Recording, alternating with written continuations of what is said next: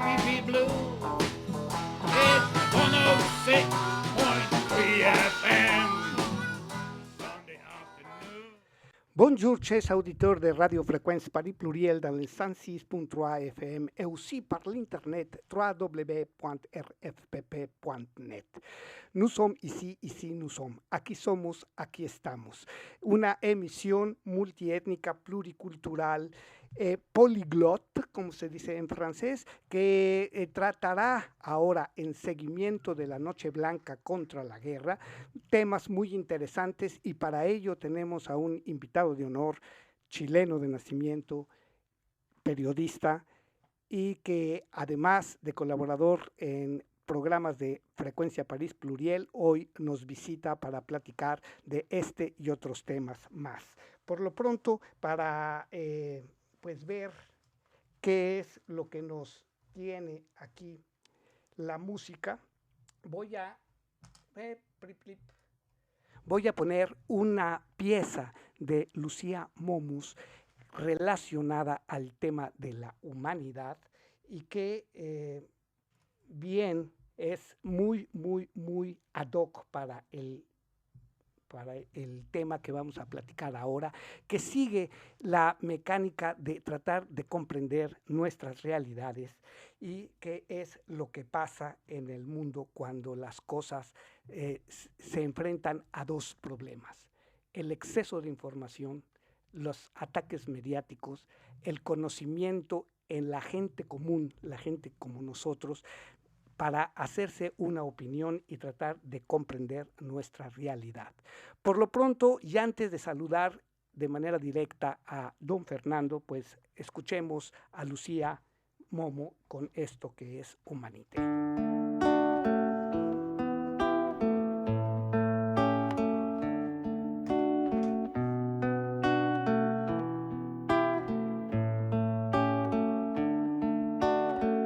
Parfum du corps, très personnel, c'est l'être humain, capable il aime de son meilleur comme du pire. J'ai très envie, je m'attendrir, pour moi aussi, j'ai réussi à m'exprimer, à m'éclater.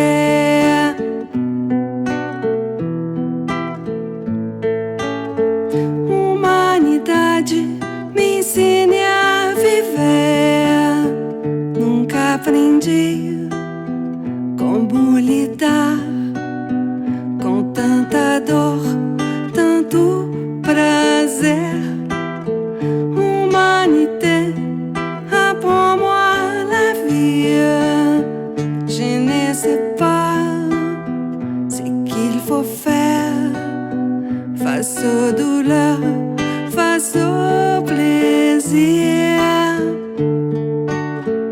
Tout est mouvance dans l'infini, les côtés clairs, bien définis. C'est lumineux, c'est merveilleux. Où escuti la galaxie, poussière stellaire, année-lumière, autant d'étoiles dans l'univers.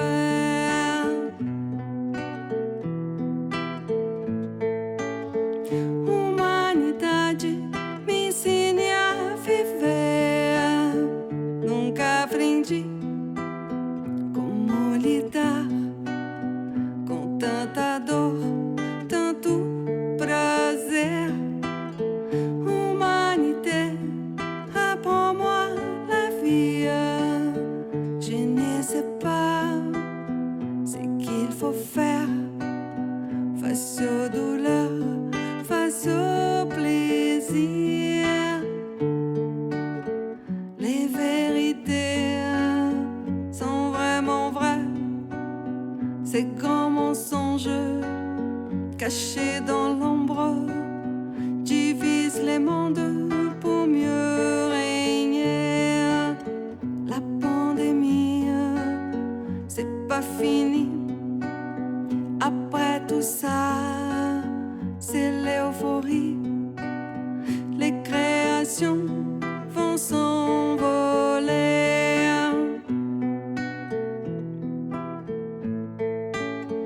Humanidade me ensine a viver. Nunca aprendi como lidar com tanta dor, tanto prazer. Humanité, apprends-moi la vie.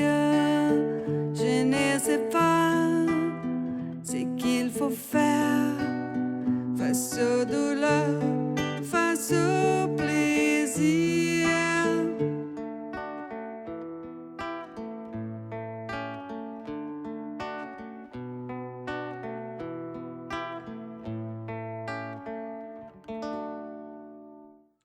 Lucía Momos, que tuvimos el gusto de tenerla aquí hace 8 días y que bien después de toda esta lección que nos ha dado el confinamiento, toda esta revisión hacia el interior y también la oportunidad de ver cómo puede haber creación en un momento de encierro, pues hemos escuchado Humanidad.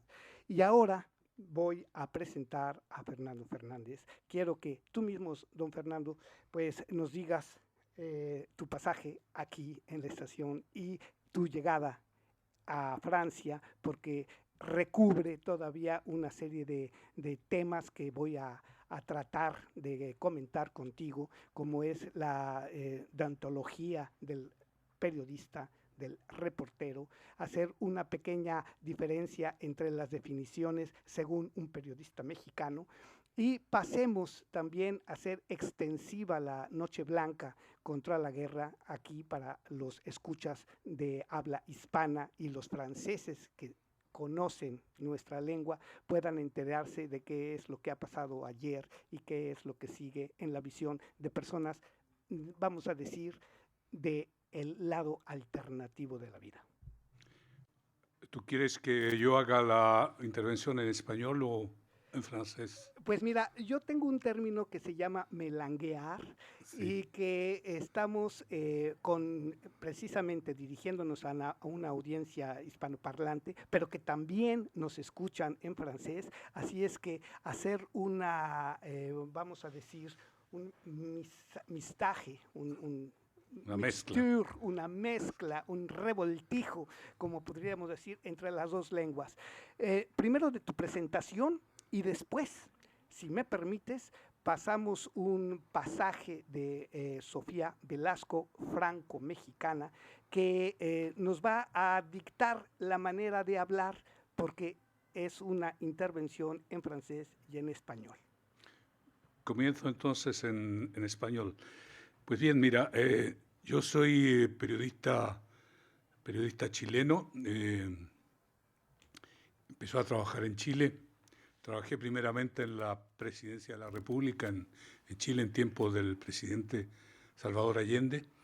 Y seguidamente, cuando hubo el golpe de Estado, evidentemente las condiciones para restar en el país la situación que se vivía en ese momento y la persecución que existía para cualquiera persona que hubiera tenido algún vínculo con el gobierno del presidente Allende se hacía difícil.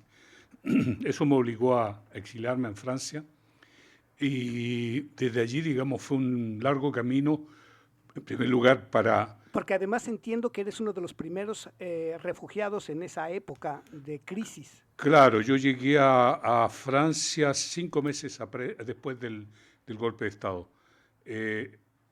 Entonces, como decía, fue un largo aprendizaje para readaptar mi vida. En la época tenía 25 años y readaptar mi vida a una sociedad totalmente distinta. Quizás cuando digo totalmente distinta voy a matizar un poco esa idea, porque en el fondo creo que hubo situaciones de exilio que fueron mucho más difíciles para gente que fue desde Chile, por ejemplo, a Suecia, o de Chile que fue a países como Holanda, en que había una cultura totalmente distinta. En Francia pienso que por esas situaciones de intercambio cultural en un momento.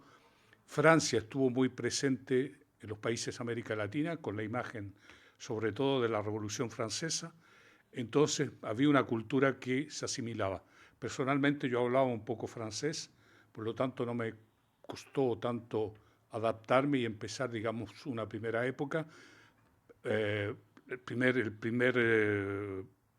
primera dificultad, digamos, en ese momento fue encontrar trabajo. Digo, con la garantía de hablar francés, me costó relativamente poco, prácticamente a los 2 meses encontré trabajo y bueno, el hecho mismo que en esa época era otra época también, el fin de los 30 gloriosos en Francia, entonces no había tantas dificultades como ahora para los que son refugiados actualmente. Bueno, pero esa es una parte de una historia muy personal.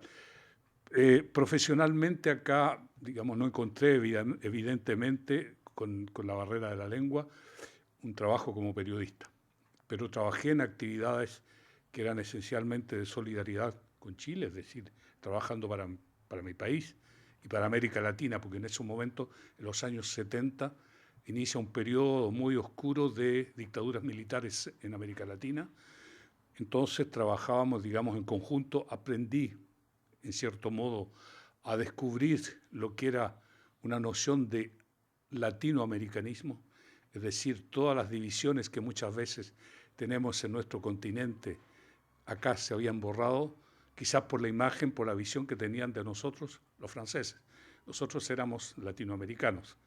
Entonces, nociones, hablo en el caso de los chilenos, rivalidades muchas veces absurdas que teníamos con los argentinos, con los bolivianos, acá se borraron y pasamos a ser latinoamericanos. Desde ese punto de vista, quizás el exilio es una buena lección de vida y para nosotros una buena lección de que pertenecemos todos a la patria grande. Pues sí, la forma de construir el pensamiento en América nos une. Yo recuerdo cuando estuve en Canadá, en Montreal, precisamente me tocó hacer pues, si no reportaje, sí una recopilación de datos con personas que sobrevivieron esa parte difícil en Chile, que estuvieron desaparecidos por algunos meses y en el caso de un grandísimo amigo, pues fue sobreviviente al Cerro Chena, a la escuela de aviación. Entonces, el oír diferentes, pues, propuestas de vida, de reinvención en el extranjero, pues eso es toda una aventura del exilio. En mi caso también, pues el hecho de que yo me enfrenté precisamente a 2 barreras, la de la lengua y también a los tiempos modernos de los requisitos que tiene uno que llenar para poder ser reconocido como un disidente, vamos a decir, contra un sistema como el que tenemos y como en el que en todo el mundo hay cubierto de, pues vamos a decir, de poder y de corrupciones. Pues mira, es muy interesante. Entiendo también que has sido reportero corresponsal para medios internacionales. No he sido corresponsal. Yo he trabajado, sí, en el extranjero, trabajé justamente siempre en la órbita de la solidaridad.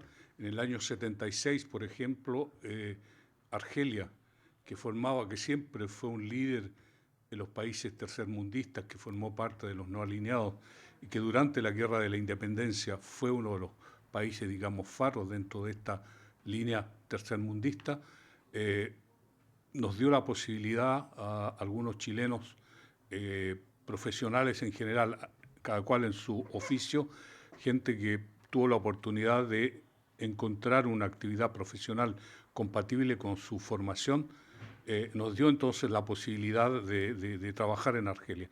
En el caso mío nos ofreció una hora de transmisión a través de Radio Argelia, la onda internacional de Radio Argelia, para hacer un programa dedicado sobre todo a la resistencia chilena. Entonces yo trabajé allí 2 años y medio en Argelia. Es digamos, mi participación en un medio internacional. Después de vuelta acá, trabajé en Francia, sí, en una agencia internacional que es la agencia France Press. Allí trabajé por más de 25 años. pero corresponsal de, digamos, las corresponsalías que he podido hacer son estrictamente puntuales en el caso de colaborar en algún momento para algún medio chileno, pero, digamos, no hay una actividad prolongada o una actividad continua en ese tipo de actividades. Bien, pues te mencionaba hace un momento que escuchando el ejemplo que hemos hecho aquí para colaborar con la Noche Blanca contra la Guerra, Aquí Somos, Aquí Estamos, esta emisión multicultural, pluriétnica y políglota, que hizo Sofía Velasco en colaboración precisamente con un servidor, y esto nos dará una pauta de cómo podemos hablar un tema al que vamos a entrar, y que bien, pues resulta interesante ver cómo podemos melanguear o traducir las cosas cuando estamos hablando. Los dejo con Sofía Velasco en una intervención de unos minutos que me dará tiempo también para establecer la línea de nuestras conversaciones.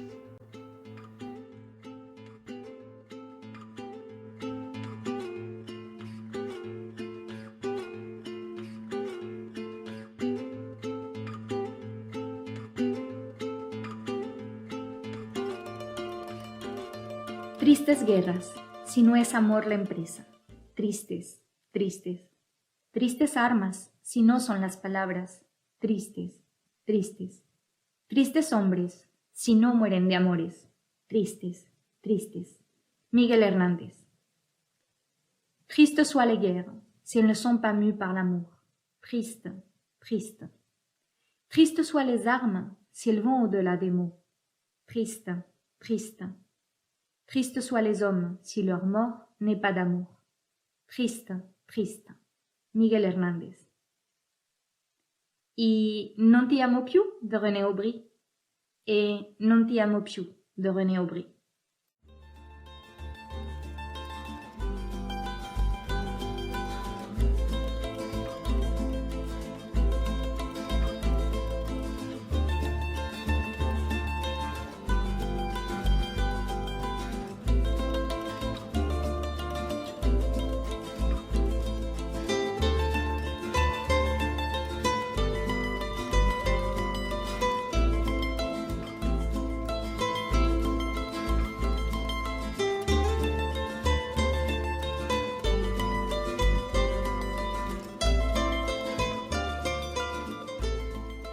Bonsoir à vous tous, mes chers amis. Buenas noches a todos ustedes, queridos amigos.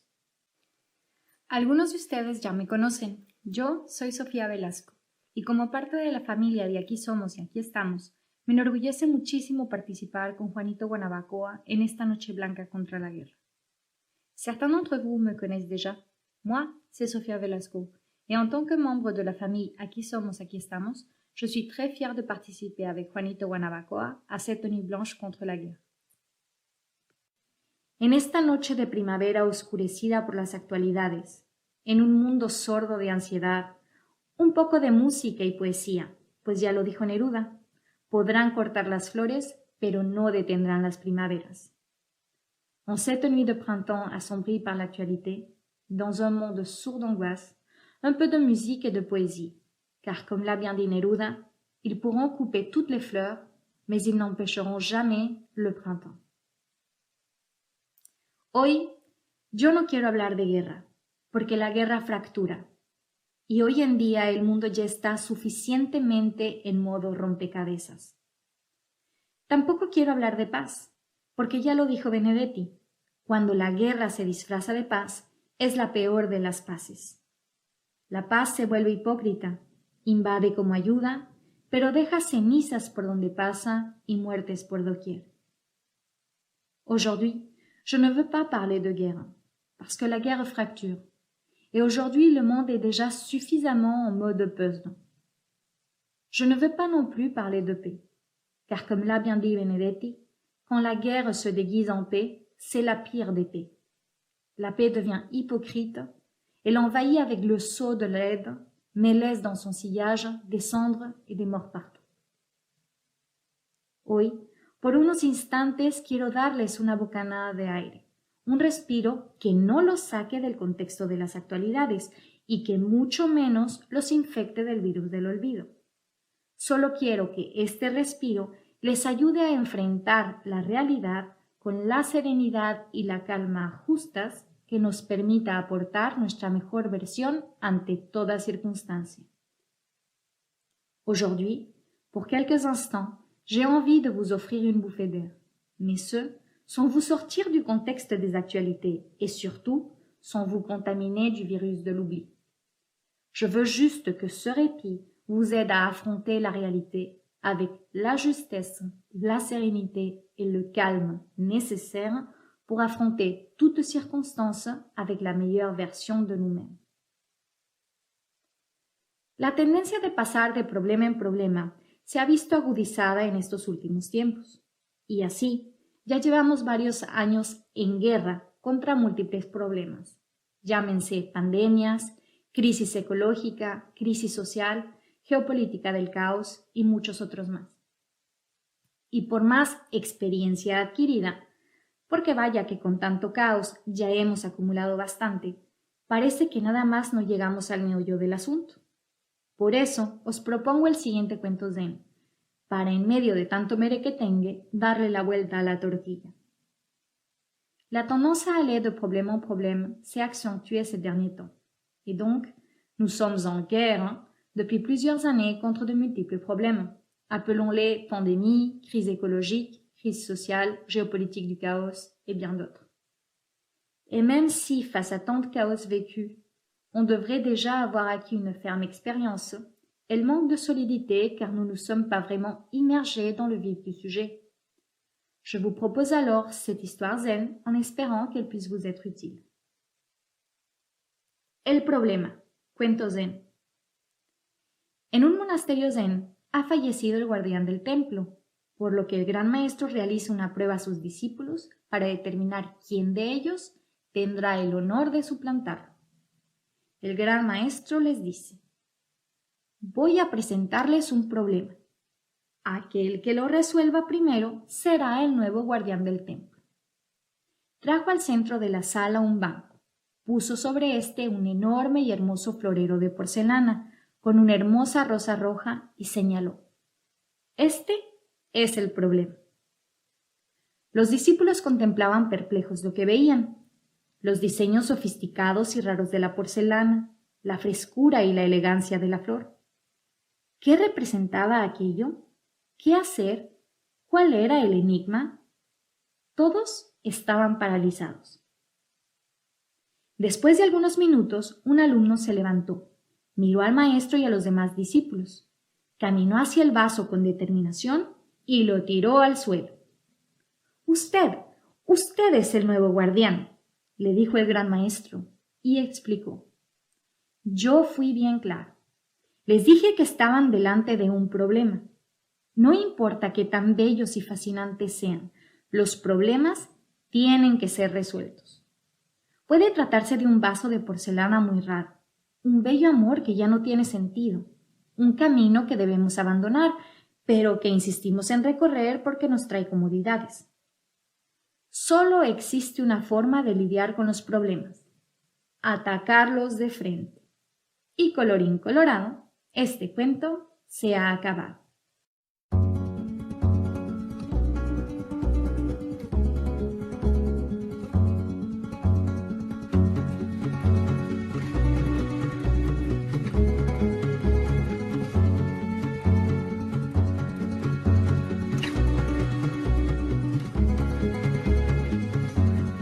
Si par hasard, sur le pont des Arts, tu croises le vent fripon, prudence, prends garde à ton jupon. Si par hasard, sur le pont des Arts, tu croises le vent marron, prudence, prends garde à ton chapeau.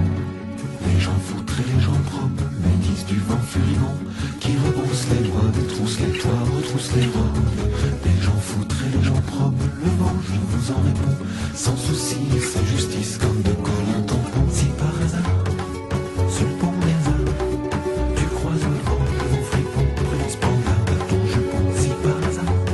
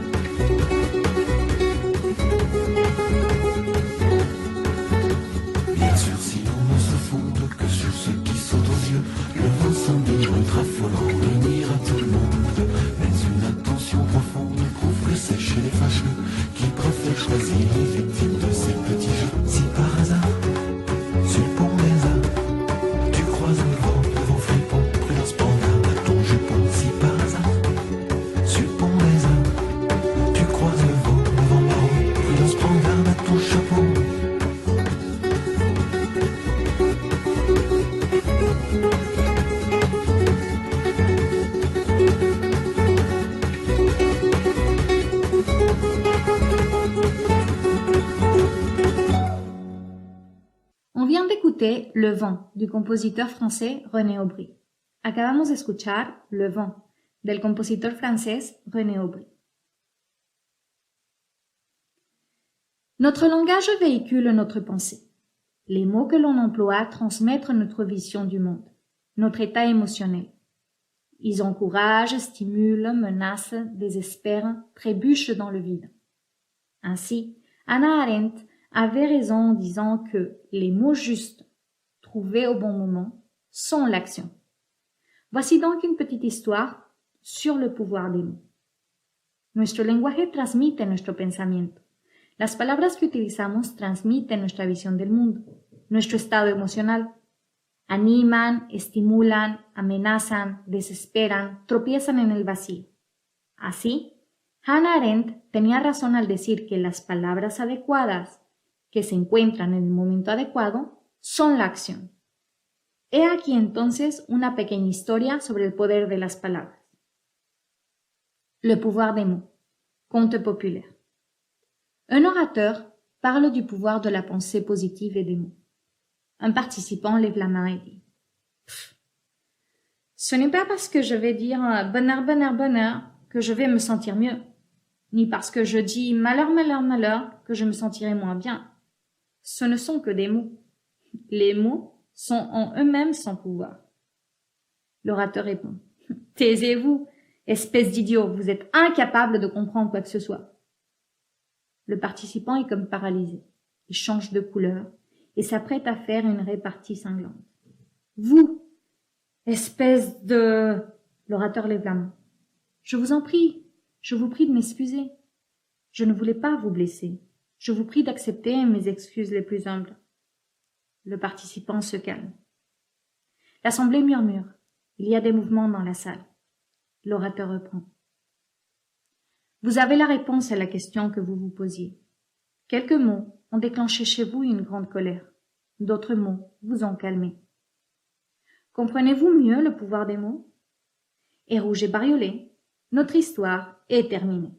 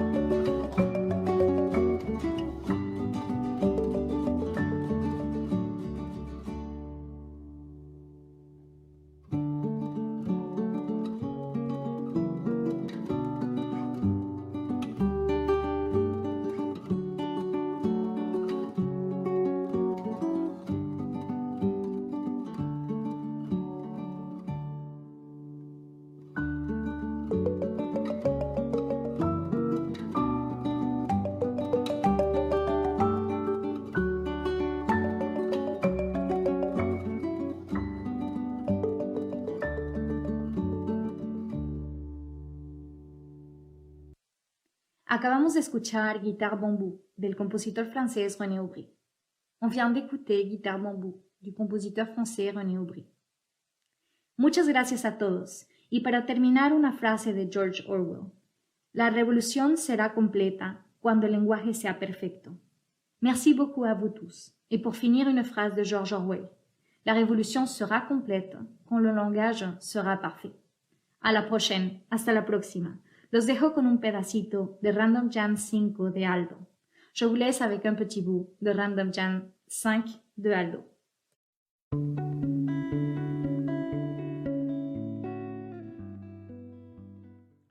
Bueno, pues acabamos de escuchar a Sofía Velasco. Sofía Velasco, un gran saludo y pues un agradecimiento por la participación, que es el material que aquí somos y aquí estamos, ha proporcionado la estación para la Noche Blanca contra la Guerra. Pues bien, como ves, Fernando, pues es un ejemplo de cómo podemos ir melangueando el asunto, no los términos ni lo que digamos a esto.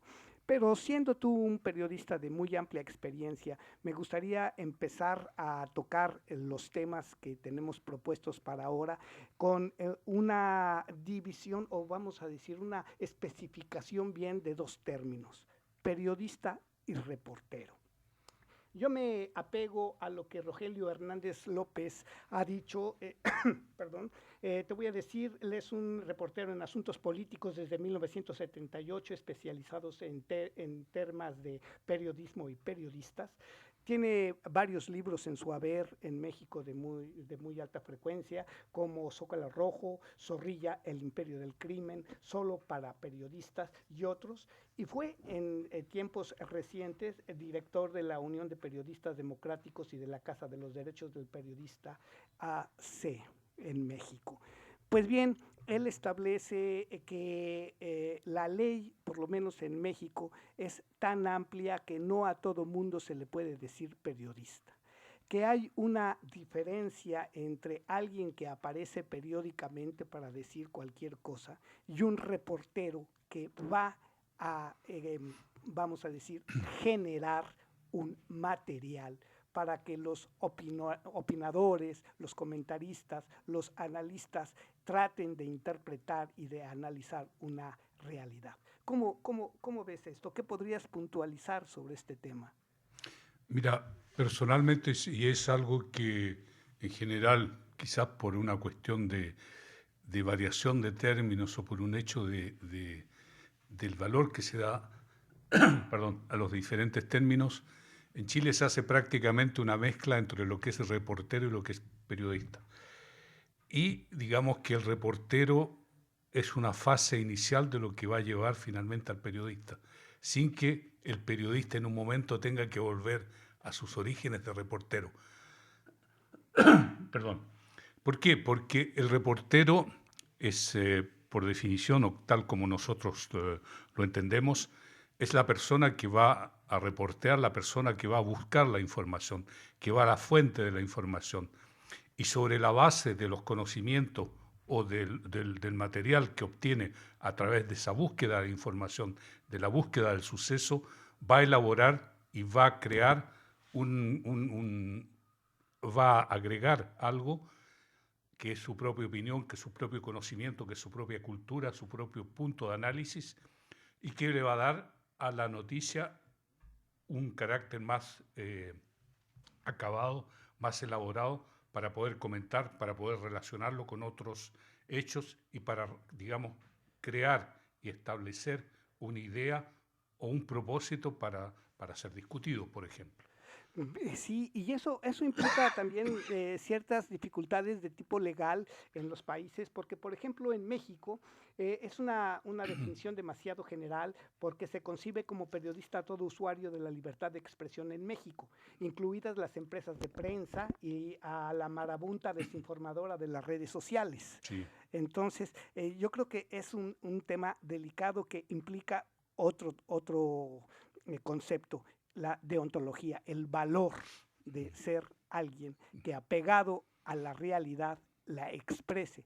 Y en eso yo me atrevo a decirlo y de carácter personal, entonces no hay una imparcialidad, sino que cada quien escribe después y desde el origen que tiene de compromiso social, de visión del mundo. Sí, yo creo que ese es uno de los grandes temas que siempre se ha abordado en torno al periodismo en cuanto a la objetividad periodística. En general, la experiencia que existe desde el terreno de las ideas, en general, quienes reivindican más, quienes reivindican con más fuerza la idea de un periodismo objetivo, en general, son los medios de derecha o los medios estrechamente ligados a los intereses financieros y al poder. Son quienes, digamos, reivindican y dicen nosotros somos objetivos, justamente porque no son objetivos. En el caso, voy a volver de nuevo a mi historia personal o al ejemplo que conozco más.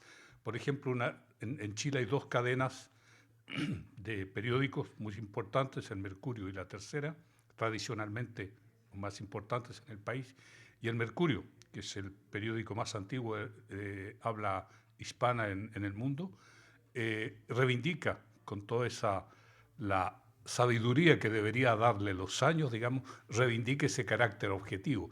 Evidentemente no es objetivo. Detrás de él, como en la gran mayoría de las empresas periodísticas, está la palabra empresa, es decir, hay una situación de negocio y un interés financiero, porque en este caso la información o el periodismo es un comercio, es una fuente de ingresos como cualquier otra, considerado tal como ellos lo consideran, considerado como ellos objetivos lo consideran. Entonces, como digo, siempre ha habido en relación a esto una gran polémica, es que el periodista o los medios informativos pueden ser objetivos o pueden ser subjetivos. Personalmente yo pienso que una persona, siendo periodista, de ninguna manera puede ser objetiva, porque necesariamente tiene una ideología, necesariamente tiene un bagaje cultural, necesariamente tiene un estado de ánimo en el momento en que va a transmitir una idea, va a transmitir una información. Entonces, es un individuo y es una persona con todo lo que eso implica, su individualidad. Y esto nos mete entonces a otro tema también muy, muy delicado, que es el mundo de la comercialización de los temas. Si la guerra es un tema, vamos a sacarle dinero y vamos a hacer lo que sea para que sea rentable el tema de la guerra. Y eso nos va alejando de la realidad, pero también nos mete a una guerra mediática. ¿Quién dice qué y cómo? Para que la audiencia sea cautivada, entre comillas.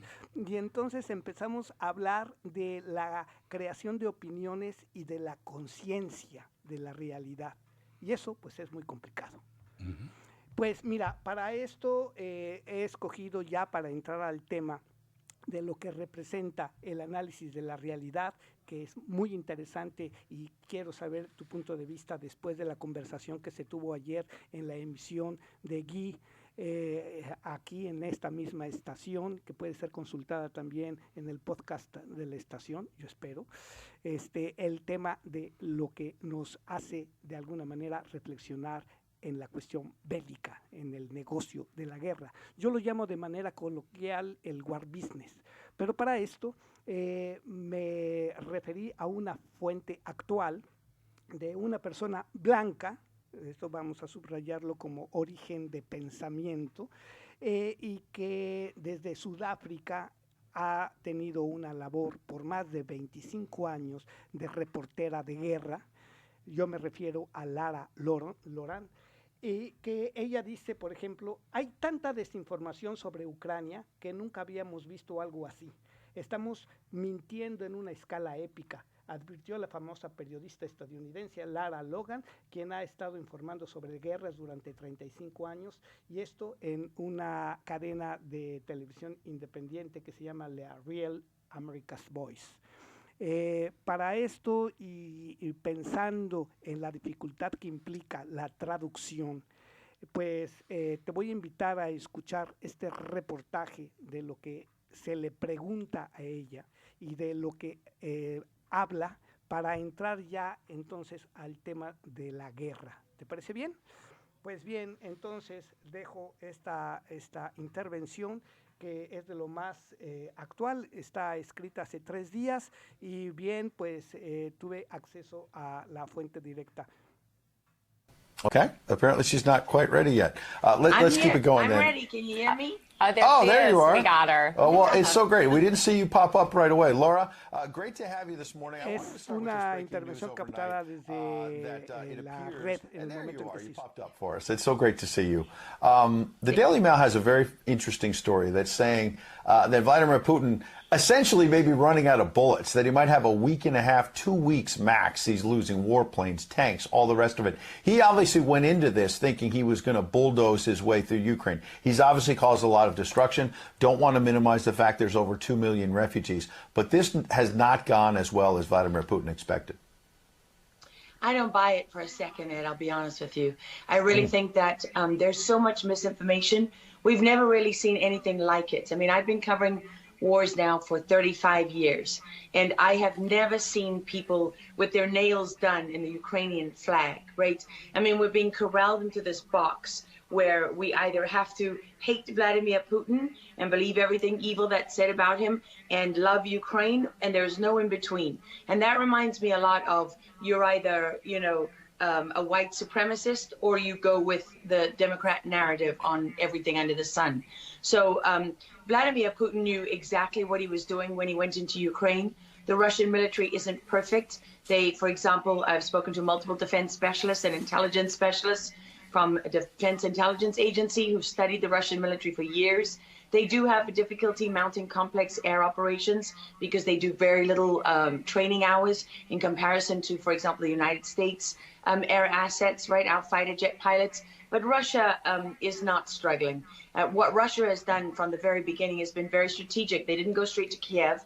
They went to all those bioweapons laboratories that are scattered all over the country. Some of them they built, so they know where they are. They've known where they are since the Soviet Union, because under the Defense Threat Reduction Program, we went in after the fall of the Soviet Union and supposedly turned those facilities from bioweapons labs into public health labs. Although, these days it's hard to believe anything that our leaders tell us because they've lied about COVID, they lied about Russia collusion, they lied about the Ukraine impeachment trial, and there's so much more going on in Ukraine that nobody is talking about. You see such dishonesty when it comes to the history of Ukraine. You see dishonesty when it comes to the Azov Battalion, which is funded by the US and NATO. I mean, you can find pictures of them online holding up the NATO flag and the swastika at the same time. Their own emblem contains the black sun of the occult, which was a Nazi SS emblem. And it also contains the sideways, lightning insignia of the SS. I mean, this is on throughout the Ukrainian military. You can see that black sun of the occult on their body armor, even on the female soldiers who are paraded in front of the world as being, such an example of Ukraine's independence and spirit and nobility. Even they are wearing the black sun of the occult. And, the White House wants you to believe, well, this doesn't matter. It's just a small number of troops. It's not true. The Azov Battalion has been murdering its way through eastern Ukraine. Yeah. We don't want to admit this. This was why Crimea voted for independence. This is why Crimea wanted to be with Russia.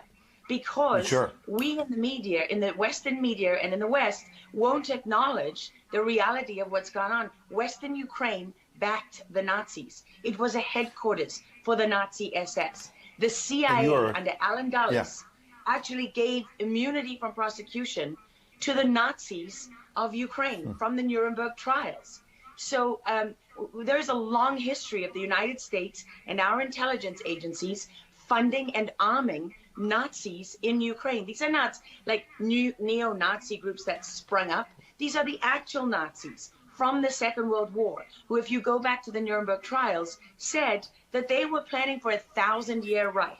And so you have to really wonder as you look at this, when you know that the CIA sponsored the Color Revolution in Ukraine in 2013 and 14, that they selected Ukraine's leaders, go to Victoria Nuland's leaked phone conversation where she and the US ambassador are deciding who can lead Ukraine.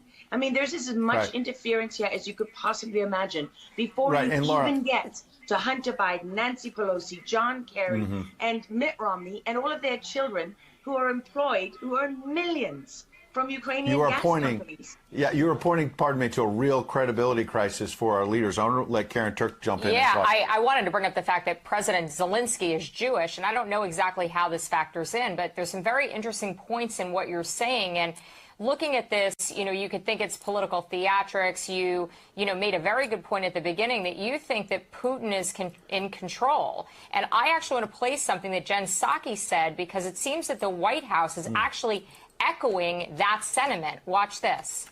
Well, the end game is really a question for President Putin. We have completely crushed his economy. We have provided military assistance, humanitarian assistance to the Ukrainians, enabling them to fight back for far longer than the Russian leadership anticipated. And again, he has to determine what the path forward looks like for him. Thanks, everyone. He's determining what this looks like, and I think that's a lot of what you said, Laura. I'd love to get your thoughts on that, what you just watched. What troubles me about the moment that we're in is that we have such a selective and a narrow reading of history.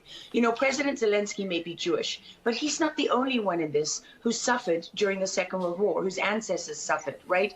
I mean, look at Putin. How many relatives did he lose in the siege of St. Petersburg? People don't know their history. They don't know what made Vladimir Putin. And I'm not I'm not defending him. I don't need to defend Vladimir Putin. My job as a journalist is to try to understand what is the truth here. I don't like being lied to.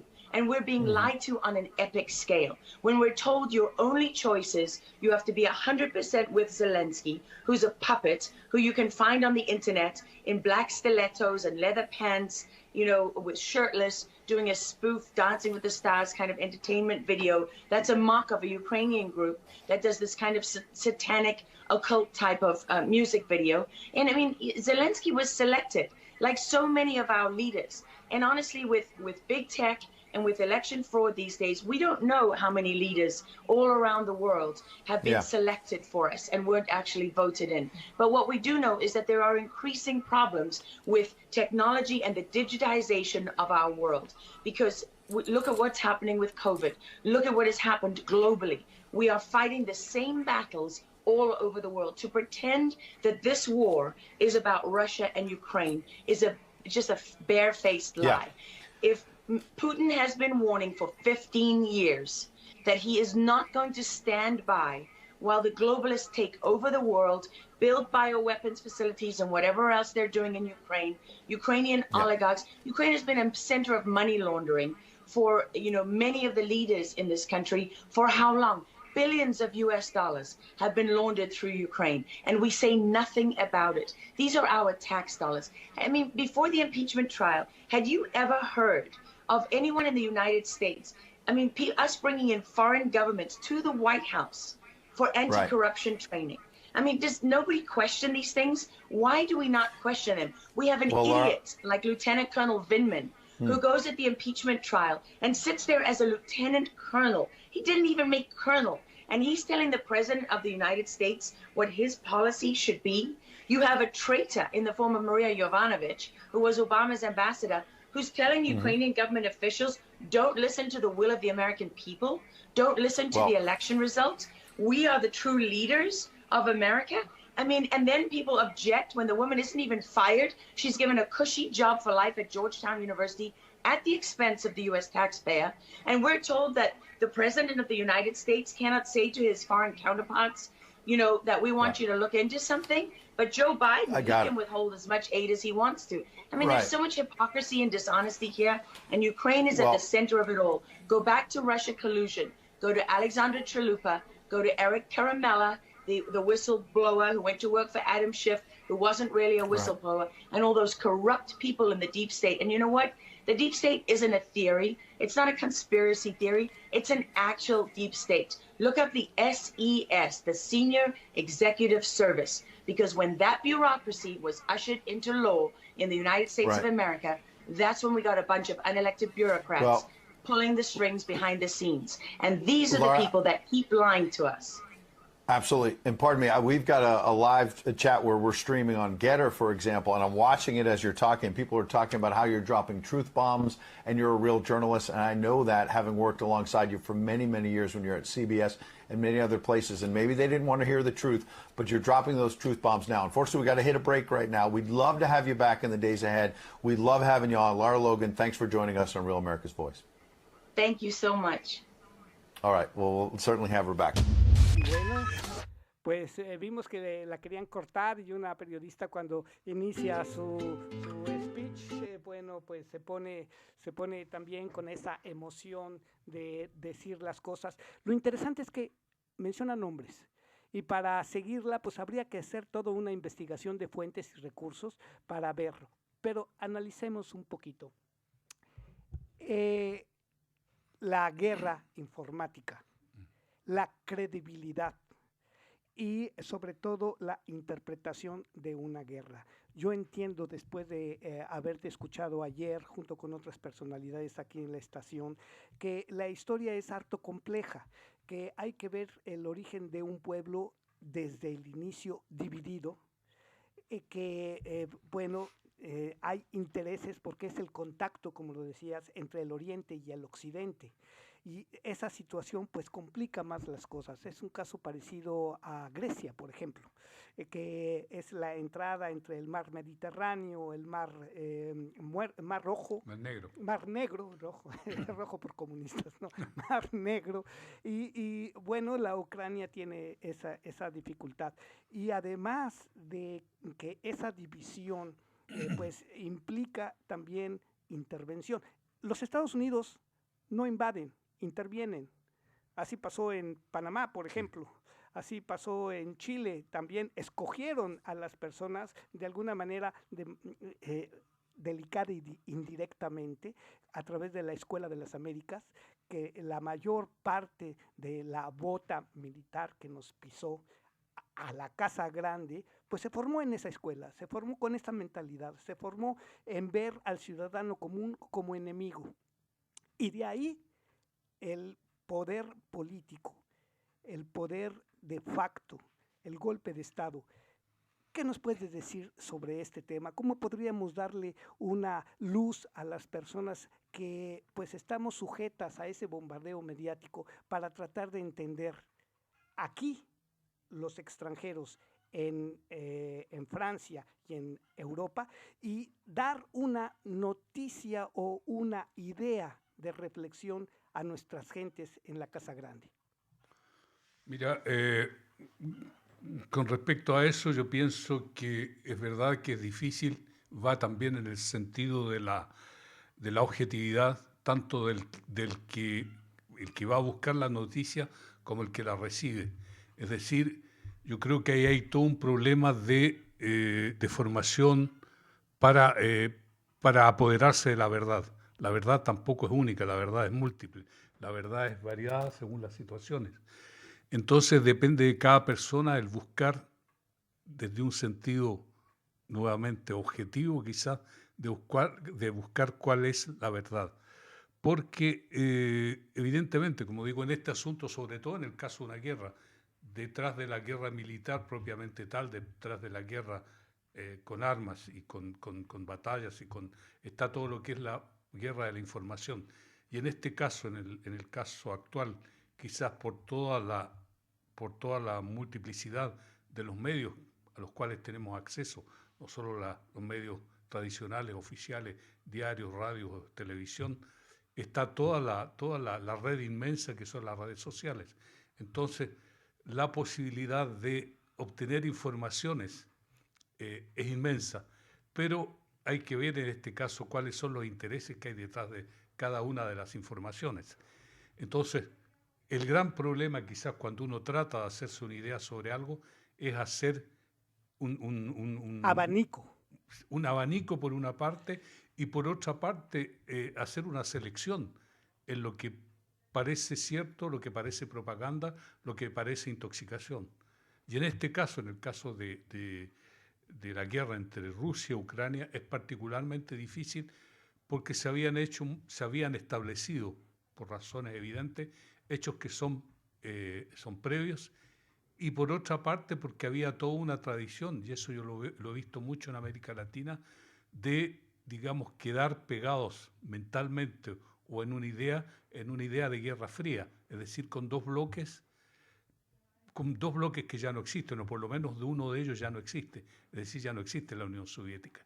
Y yo he visto en mucha gente, sobre todo en gente de izquierda, en América Latina, quizás porque las informaciones llegan más deformadas, porque estamos más lejos, llegan deformadas, entonces he visto mucha gente, sobre todo gente que está, digamos, en posición, o estuvo tradicionalmente en posiciones de izquierda, que, digamos, entienden la guerra como una guerra entre Oriente y Occidente, entre Putin, digamos, el comunista. un comunista, y, digamos, el mundo libre, como se llamaba en tiempos de la Guerra Fría, todo lo que estaba en relación con Estados Unidos. Entonces, existe ese hecho, que hay un hecho previo, hay, digamos, una suerte de intoxicación previa en algunas mentes. Entonces, ir a buscar la verdad es un trabajo muy difícil y yo creo que no acaba nunca. O sea, la verdad se va modificando, incluso en la medida que uno la adquiere, porque el hecho de adquirirla ya uno mismo la transforma. Sí, claro. Yo creo que también en ese sentido hay algo que se debe poner atención. El hecho de analizar fuentes directas, pues sí implica la cuestión subjetiva de qué tanto creer, pero también significa la reseña de una sociedad muy compleja que ha hecho en los últimos 15 o 20 años de la guerra un negocio. Un negocio que, yo me di a la tarea de investigar un poco. Hay un discurso de Henry Kissinger, que es el maestro del intervencionismo inteligente de los Estados Unidos. Aún vive, a 103 años que tiene ahorita, tiene una lucidez muy, muy especial. En 2014 dijo, no es bueno que Ucrania entre a la OTAN. Eso es un discurso ahorita reseñado por un periodista griego con el que tengo comunicación. Dice, porque pues va a ser el mediador entre Oriente y Occidente. Él pensando también que en esa forma de defensa pues puede tener influencia. Y ya dijimos que si hay una intoxicación para seleccionar a los líderes, pues el presidente Zelensky siempre ha dicho yo quiero entrar a la OTAN. En Europa se ha dicho, bueno, pues ¿será la defensa de la Europa la OTAN? ¿O han perdido la posibilidad de crear el grupo de la Unión Europea, como se llamaba antes, frente a poderes hegemónicos como el de Estados Unidos, rescatando la idea de la formación de un ejército europeo y no de un ejército como la OTAN, que se ha visto también que es el usuario de empresas internacionales de la guerra, que tiene mercenarios. Entonces, ¿qué persigue después de todo la influencia hegemónica de Estados Unidos en un organismo de defensa europea? Yo creo que estas cosas pues son difíciles de analizar. Lo que sí te digo es que en los primeros 7 días de la guerra en Ucrania, 15 firmas crecieron su hábitat, su capital, sus ganancias en $81.500 millones.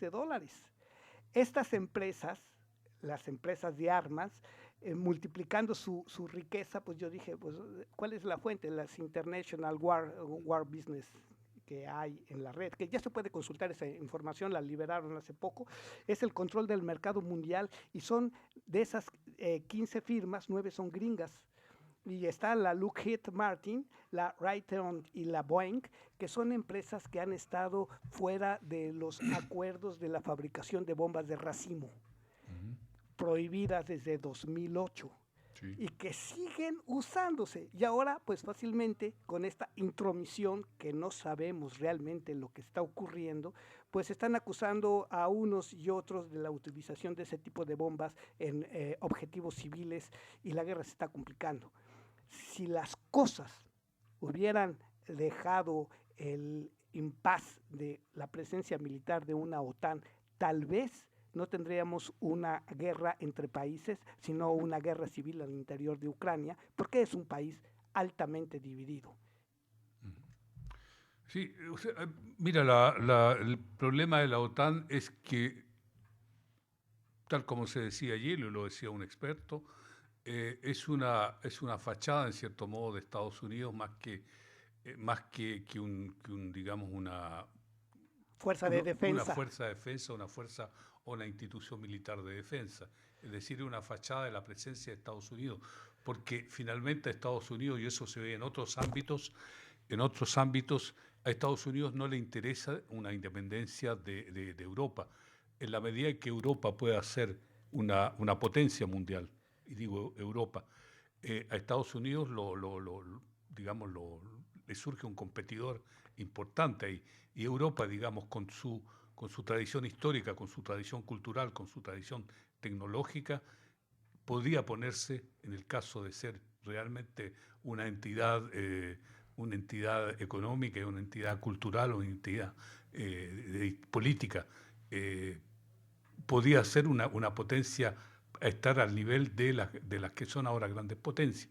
Entonces Estados Unidos, en la manera que tiene sus influencias sobre el Reino Unido, a pesar de que ahora el Reino Unido está fuera de la Unión Europea, siempre ha tratado de boicotear, en cierto modo, la extensión de la Unión Europea y la extensión de todo lo que es una idea europea.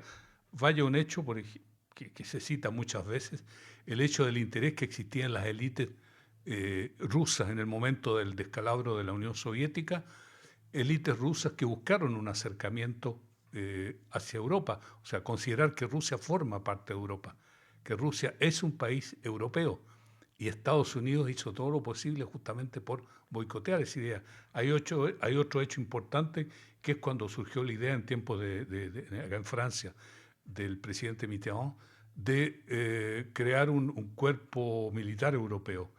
Y me recuerdo que en la época hubo muchos comentarios al respecto por la imagen que eso proyectaba, que fue durante la celebración de la Fiesta Nacional Francesa, durante el desfile del 14 de julio, que desfilaron por primera vez tropas alemanas en el campo Elíseo después de la guerra, o sea, de 1940. Sí, porque había Otto Bismarck, había marchado también esa misma ruta del monumento del Arco del Triunfo a donde se hace el desfile. Sí, pero digamos ese hecho de la brigada, se llamaba una brigada europea, fue activamente boicoteada y finalmente quedó en nada justamente por presión de Estados Unidos.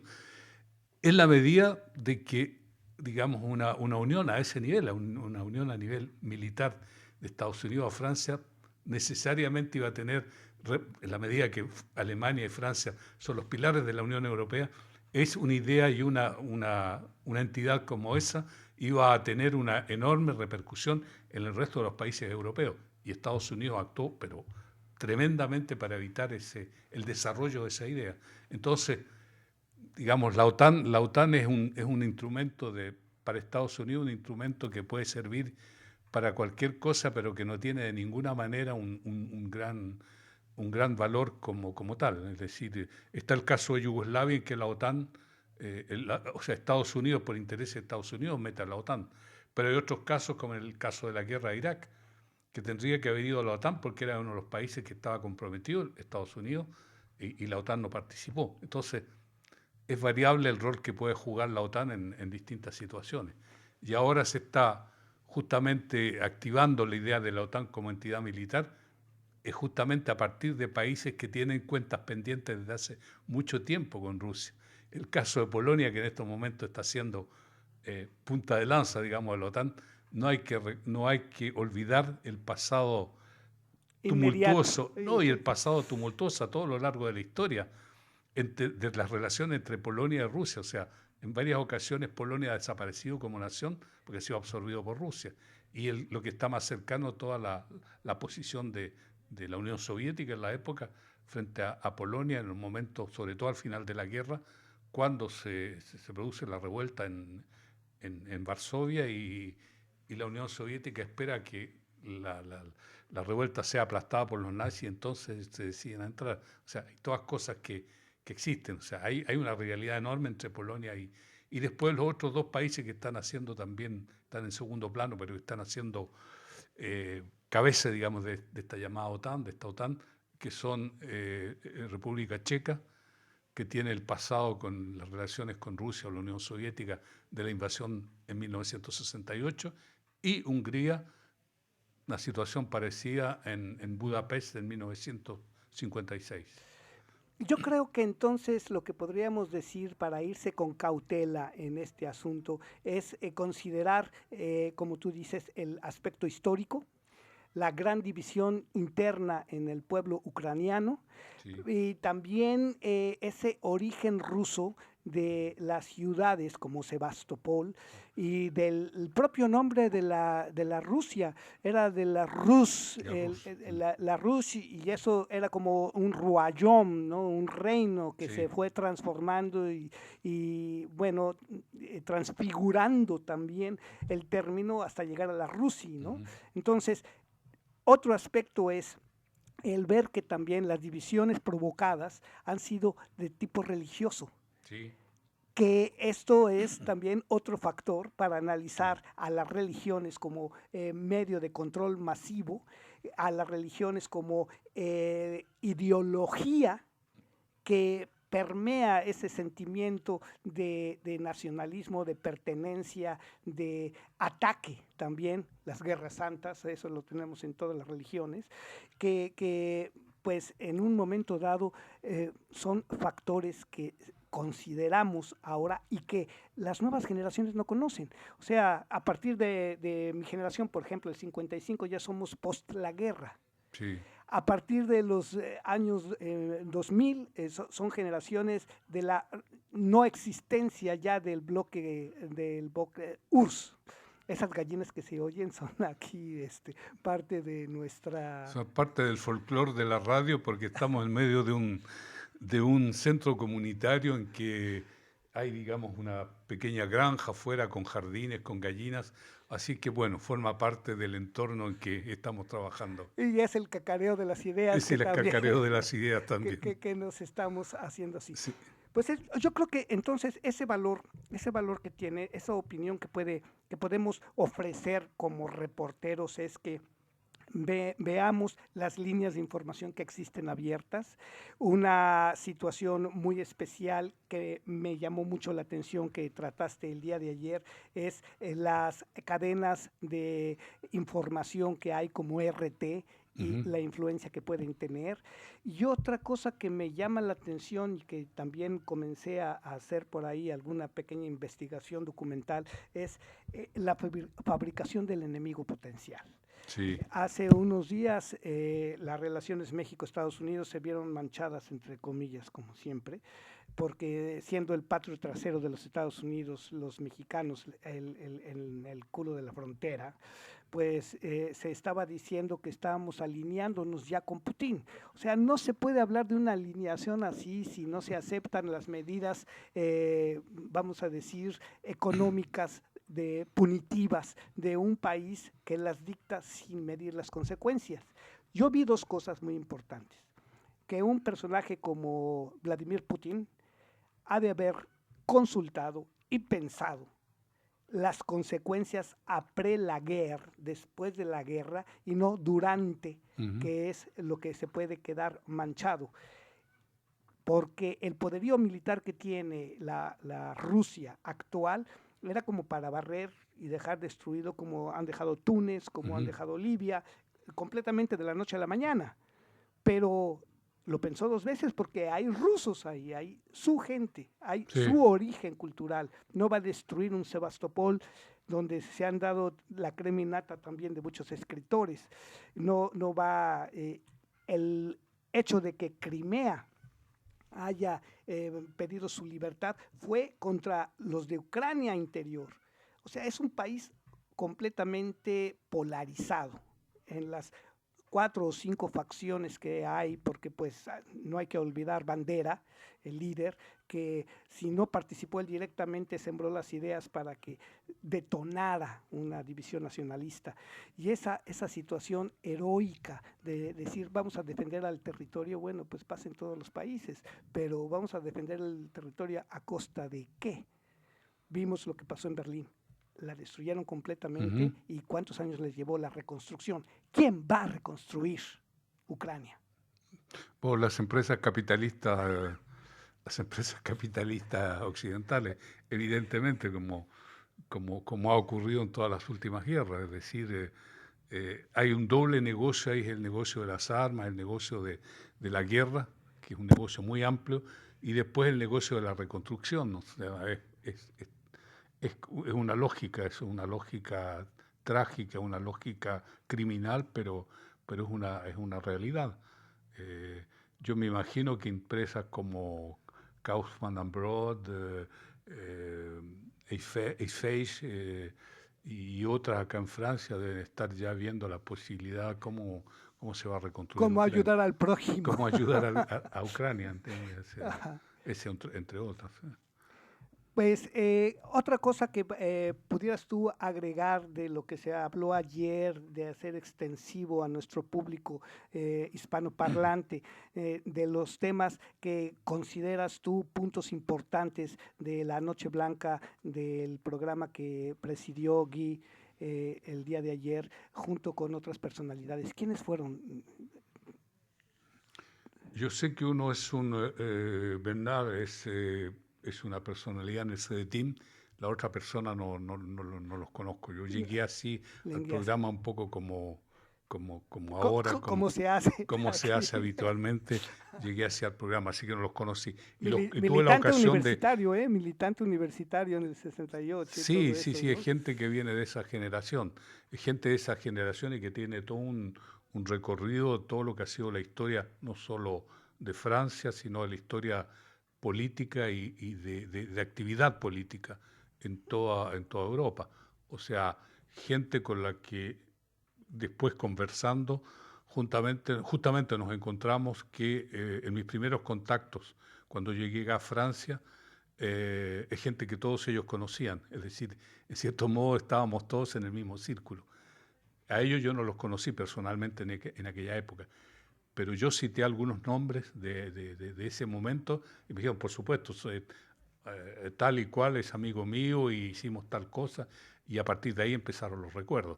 Entonces es gente que, digamos, ha estado siempre en una línea en una línea política que va más allá de Francia y de Europa. Es decir, habían conocido la realidad chilena y sabían bastante y sobre las cosas que yo pude aportar después de la conversación, después del programa, surgieron evidentemente muchos campos comunes.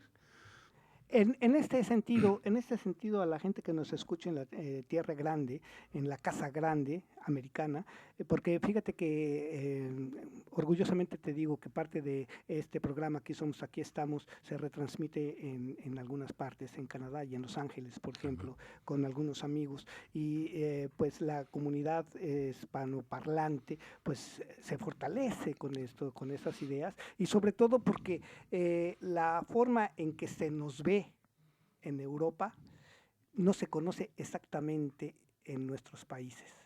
O sea, hay un decalage, lo que es una discronía en la concepción de cómo nos ven allá y cómo nos ven allá en nuestra tierra, sí, ¿no? Y esto pues es lo que me ha parecido interesante. ¿Cómo podríamos entonces dar una idea en 3 puntos de lo que sucede entre Rusia y Ucrania, y cómo podemos vislumbrar también lo que hemos vivido, que es el intervencionismo de una hegemonía en nuestros países?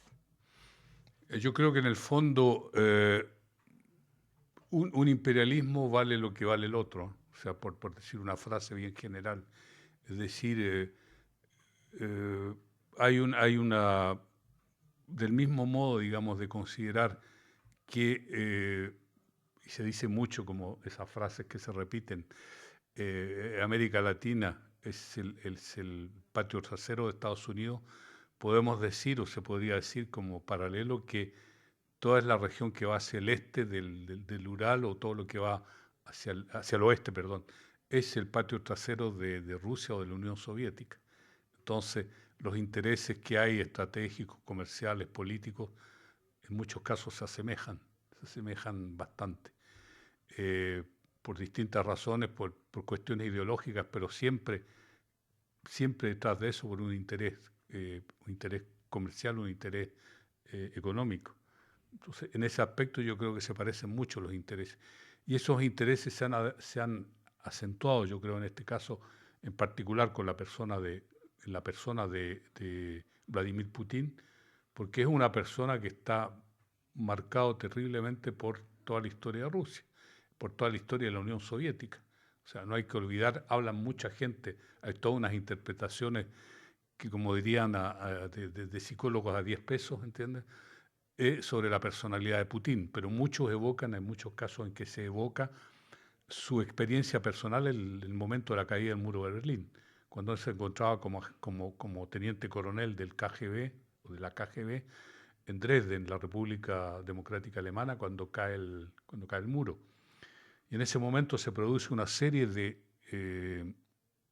manifestaciones en toda Alemania, la ex Alemania Democrática, de alegría o de rechazo a lo que había sido la presencia soviética ahí en Alemania democrática.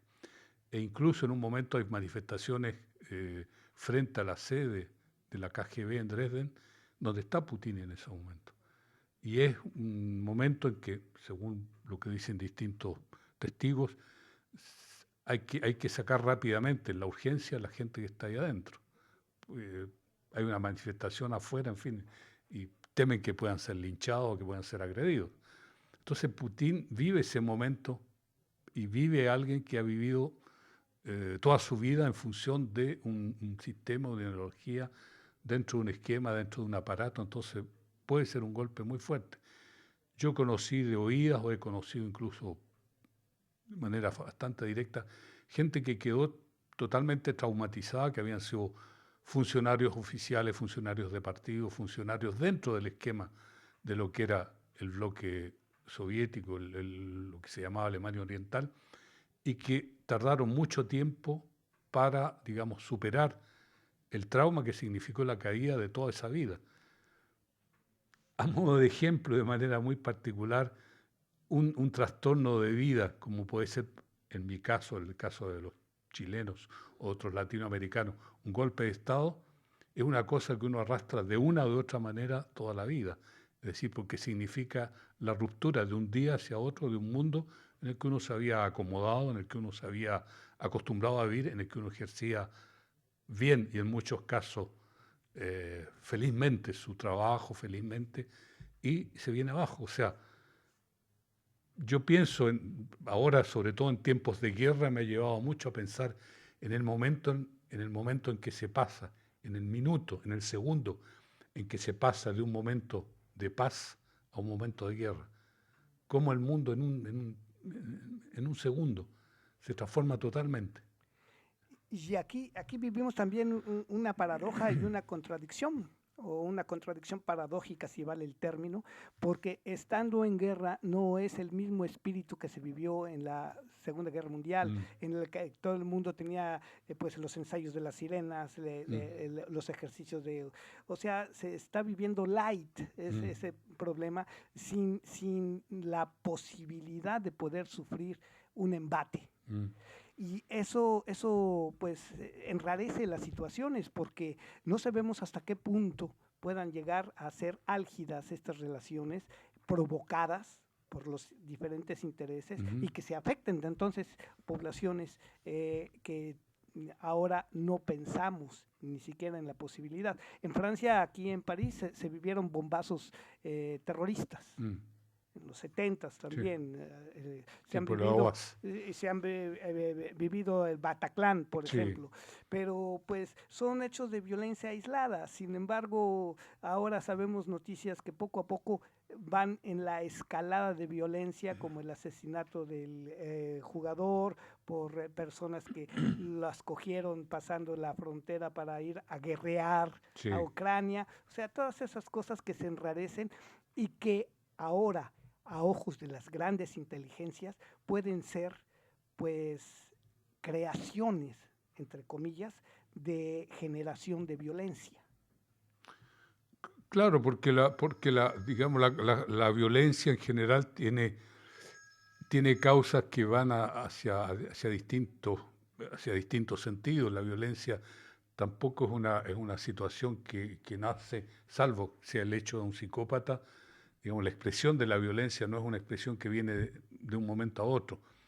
En general, hay toda una serie de causas que se van encadenando poco a poco y que generan primero un hecho particular de violencia y después una violencia generalizada. O sea, en el caso de la guerra, yo pienso que hay una serie de antecedentes que deberían preparar a una persona cualquiera a llegar al momento de la guerra, pero digamos, es tan enorme la perspectiva y tan terrible la perspectiva que hay una suerte de rechazo natural o lo que puede ser la posibilidad de la muerte.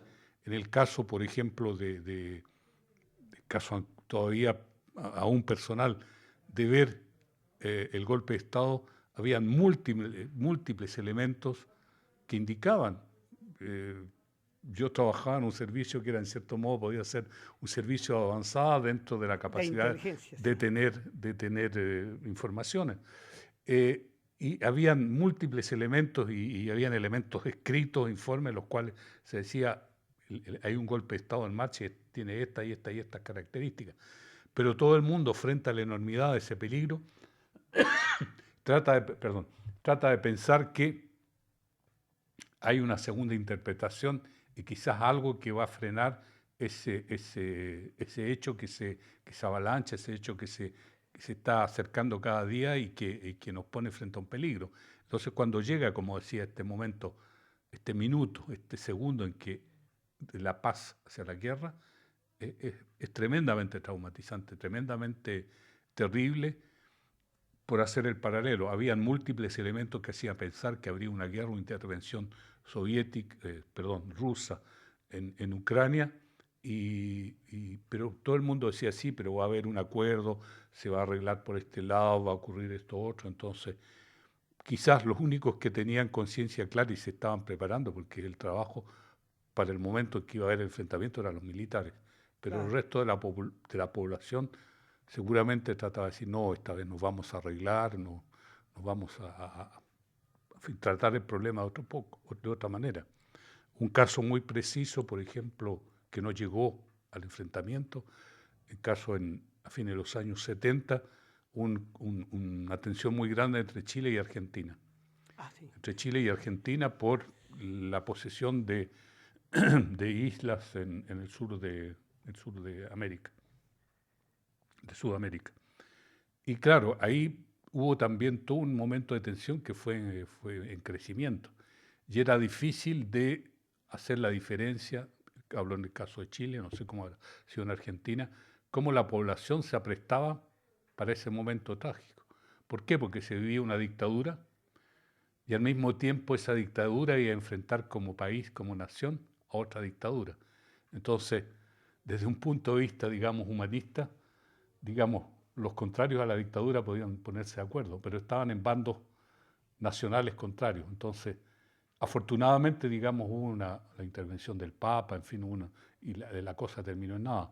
Pero la guerra estuvo a punto de ocurrir entre los dos países con movilización de tropas al frente de guerra, que sería en este caso el sector de la Patagonia, del sur y todo eso. Entonces, las cosas se solucionaron, pero había toda una preparación y la gente esperamos que no ocurra. ¿Y la semilla de violencia está todavía sembrada en esa región de la Patagonia? No.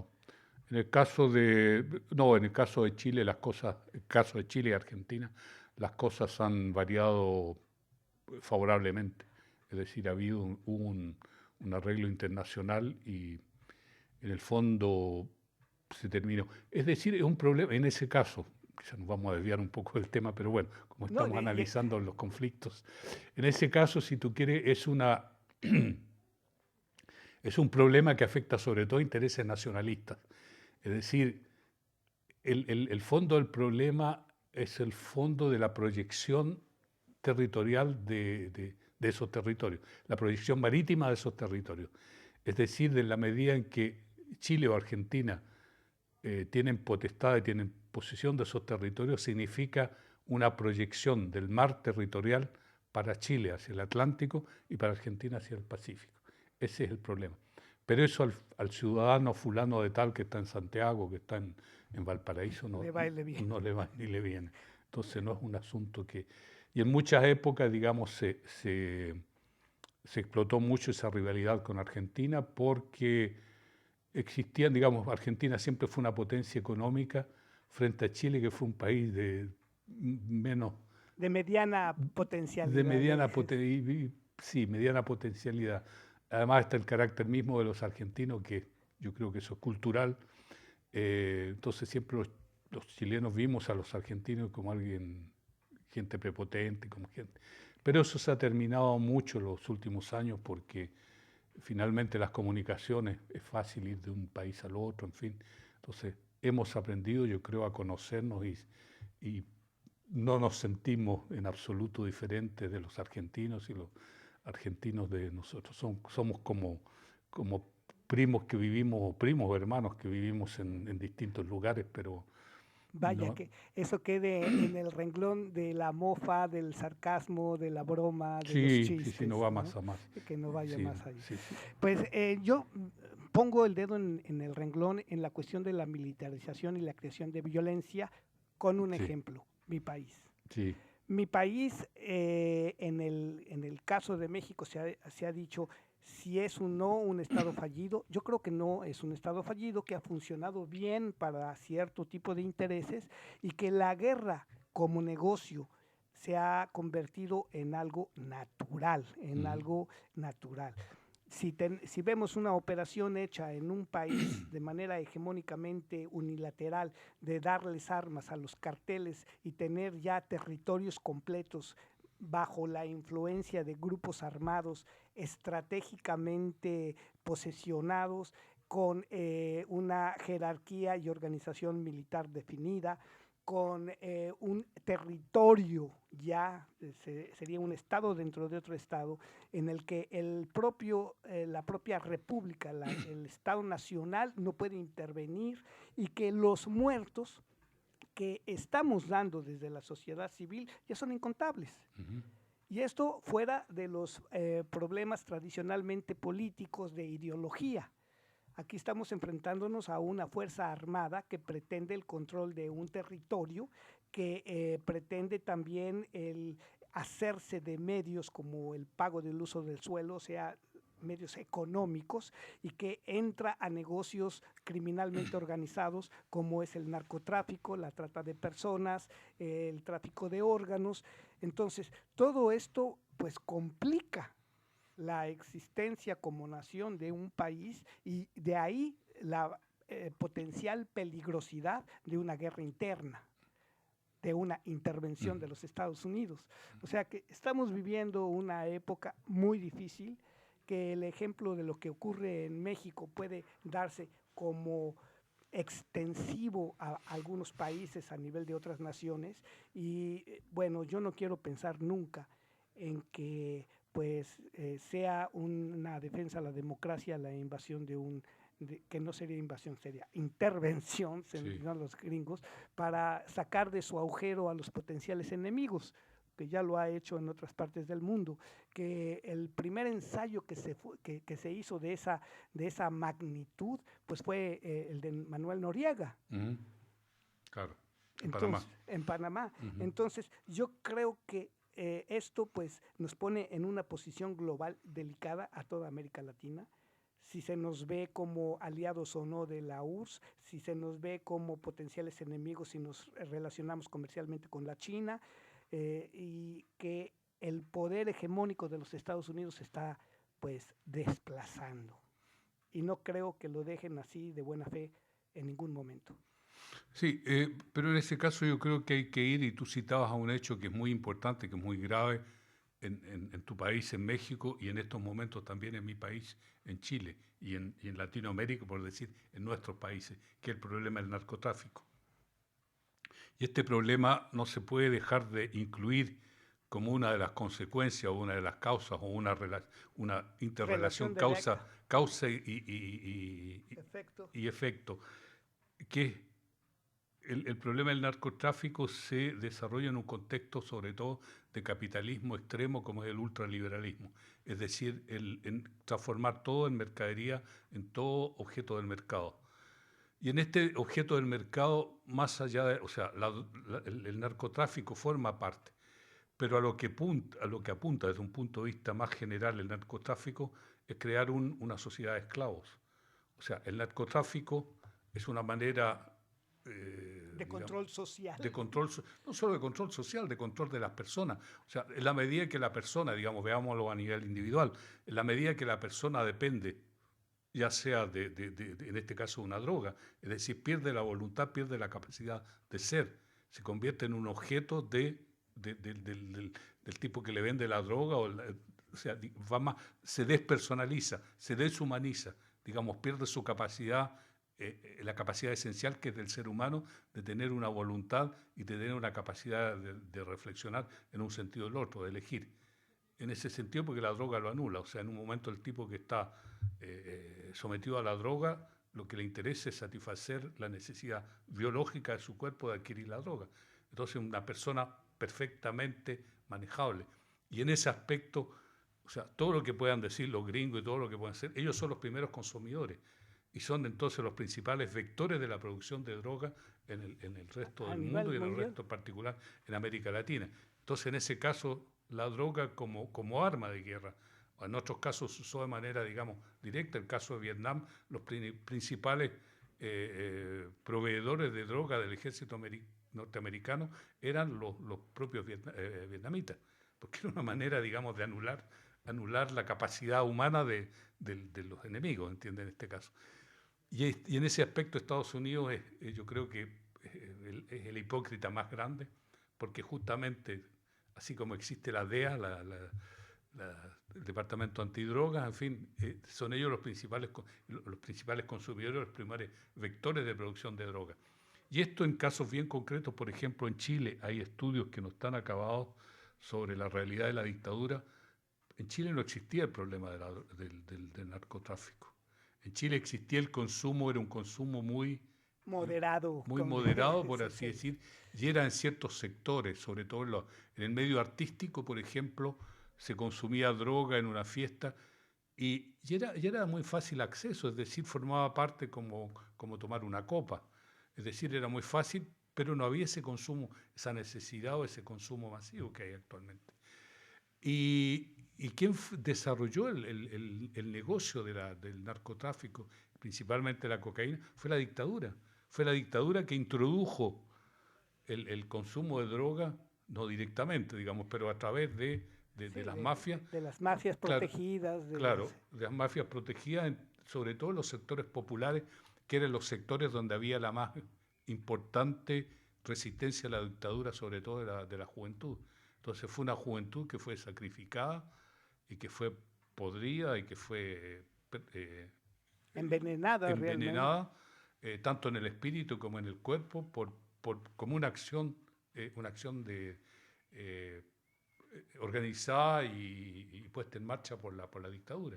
Don Fernando, pues para dar un cierre a esta transmisión de Aquí Somos, Aquí Estamos, que desde el 106.3 del FM transmite de París para el mundo, te propongo escuchar otra pieza de Lucía Mamos y damos vamos a decir una sinopsis, un pequeño resultado de esta interesantísima plática. ¿Te parece bien? Muy bien. Bueno, pues entonces dejamos correr esto que se llama Quelque chose manque.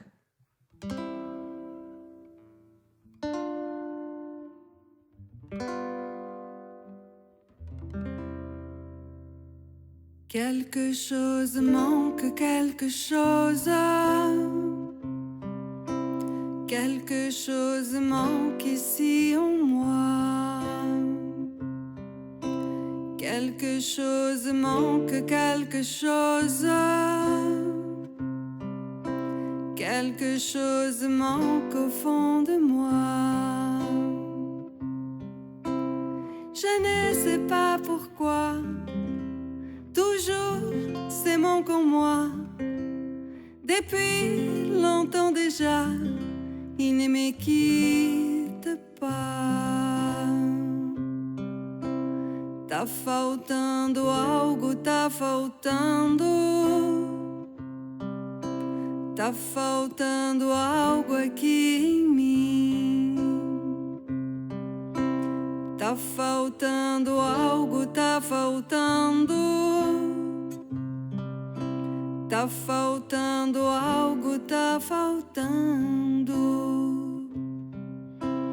Pourquoi lutter, pourquoi? Pourquoi souffrir, pourquoi? En nous le pouvoir d'avoir les choix.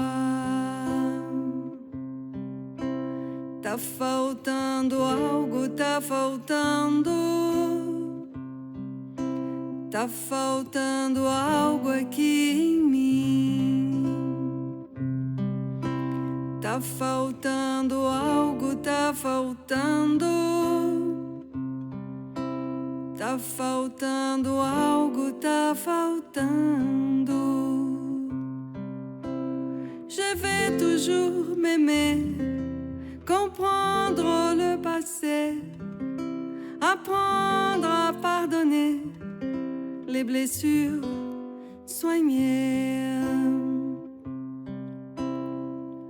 Oh, oh, oh,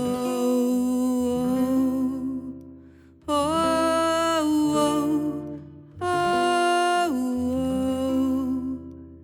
Quelque chose manque, quelque chose. Quelque chose manque ici en moi. Quelque chose manque, quelque chose. Quelque chose manque au fond de moi. J'oublie tout ce soir. C'est un nouveau départ. Il est jamais trop tard. Quand on veut lá. Tá faltando algo, tá faltando. Tá faltando algo aqui em mim. Tá faltando algo, tá faltando. Tá faltando algo, tá faltando.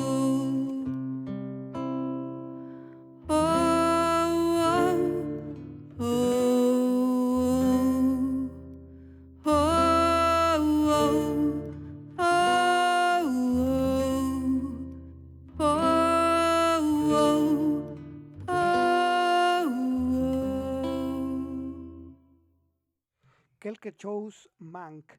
Esto quiere decir que también aquí en la realidad, ojalá la cosa que falta entre los líderes no sea sino el criterio de no hacer la guerra. Ese es lo que debe de pensarse. Ojalá y tengan la sapiencia para parar la conflagración global, porque pues picarle la cola al oso ha sido realmente pues una mala jugada de esa águila que desde América quiere dominar las alturas. Justamente en la idea de crear una conciencia en el caso nuestro, de la patria grande y de la América, en que nos parecemos todos, en que todos somos mezclas de una invasión española y de una base indígena y una base común. Acá en Frecuencia París Plural estamos preparando para los próximos meses una serie de emisiones que pensamos, y por el momento lo que vamos preparando ya resulta una experiencia interesante de encuentro con personas que vienen de distintos países de América Latina.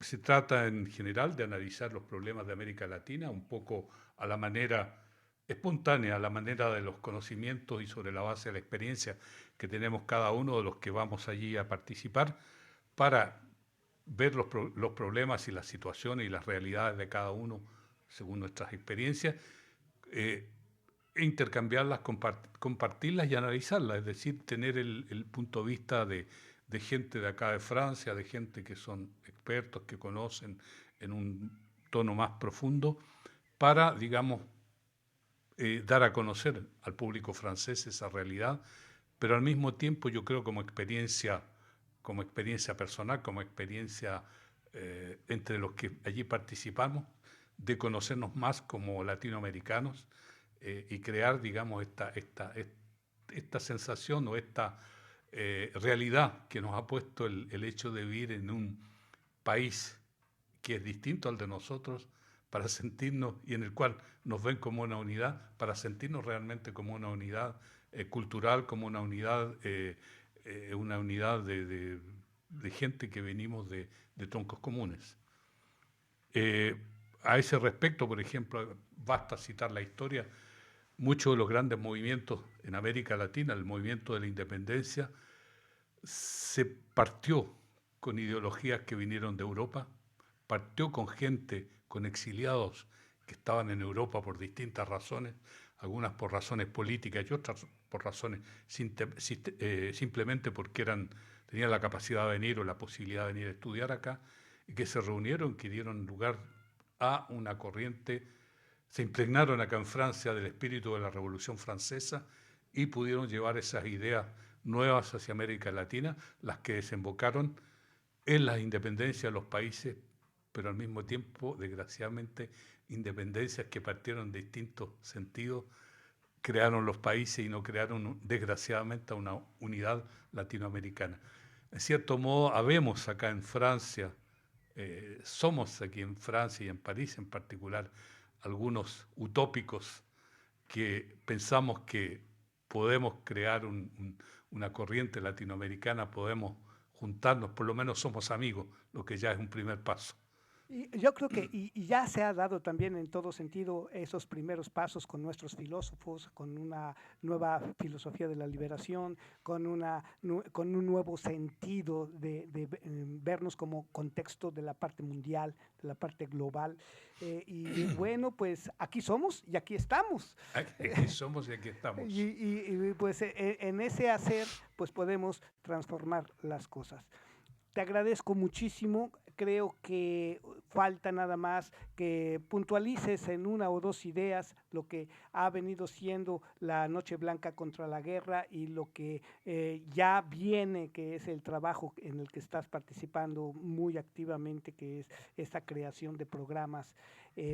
Pero que nos digas en 3 puntos lo que podemos sacar y compartir con nuestro auditorio aquí y en cualquier parte del mundo gracias a la internet, a la red, lo que se habló y que es una situación de contra la guerra. Mira, yo pienso y el ejemplo es justamente de la Noche Blanca contra la Guerra que tuvimos ayer en la radio. Hay un principio elemental para cualquier acción en algún sentido y sobre todo en una acción solidaria, en una acción contra la guerra, es el conocimiento lo más amplio posible y desprovisto de todo prejuicio, desprovisto de toda fantasma previo de lo que puede ser una situación tal como es la guerra.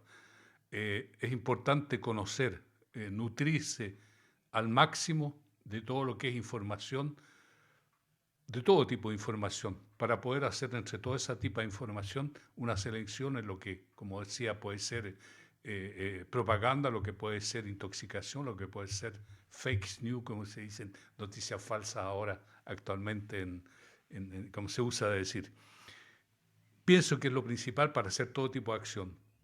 Acción para conocer, para enriquecerse en lo personal, pero sobre todo conocimiento para activar una solidaridad, que en este caso es esencial.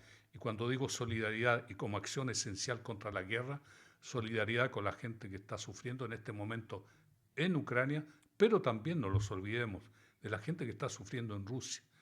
En Rusia hay gente como nosotros que no está directamente implicada en la guerra, salvo la gente que tiene parientes que está peleando, que está en la guerra, y que son muchos, pero, digamos, hacer la distinción entre los dirigentes y los intereses que están en juego y los pueblos. Claro. Y en ese aspecto yo creo que para conocer de ya ese principio, hacer la diferencia entre los dirigentes y los pueblos, es necesario un conocimiento. Entonces es esencial, si es por permitirme dar un consejo, es necesario leer, es necesario conocer, es necesario informarse, es necesario aprender. Solidarizarse. Es el primer paso para una solidaridad y para una acción concreta, en este caso contra la guerra. Fernando, pues te agradezco mucho y también hago extensiva esta solidaridad a países como en el Yemen, como en todos los países que están sufriendo el embate bélico. Perdóname, quiero agregar antes que terminemos un hecho esencial, que es la solidaridad en este caso con el pueblo palestino. Es un pueblo que sufre una situación terrible desde hace más de 70 años y sobre el cual muchas veces, por distintas razones, se habla menos, se olvida, se deja estar en circunstancias que vive periódicamente y en algunos casos diariamente situaciones como las que están viviendo en estos momentos los ucranianos. No olvidemos de los palestinos. Fernando, te agradezco muchísimo y bueno, pues aquí estamos, termina la emisión este día con un cierre musical que es el otro aspecto cultural que hemos desarrollado aquí, es el descubrimiento de la música de los artistas alternativos, del blues, del jam session, y tuve la oportunidad de organizar un concierto en La Hirondelle, que es un lugar muy, muy, muy significativo aquí en frente de la fuente de San Michel, y pues que tradicionalmente ha abrigado ahí espectáculos populares, artistas y bohemios. Y bueno, pues me tocó el gusto, el honor de organizar con unos músicos, y aquí pues cierro la emisión correspondiente a este domingo 27 de marzo. Ahora sí, no dije la fecha al inicio, pero es domingo 27 de marzo, aquí estamos con lo que se hizo en La Hirondelle, La Golondrina, y en la que participaron músicos muy amigos que pues aprovecho para saludar. Aquí estamos, nos veremos la próxima semana y con esto cierro la emisión.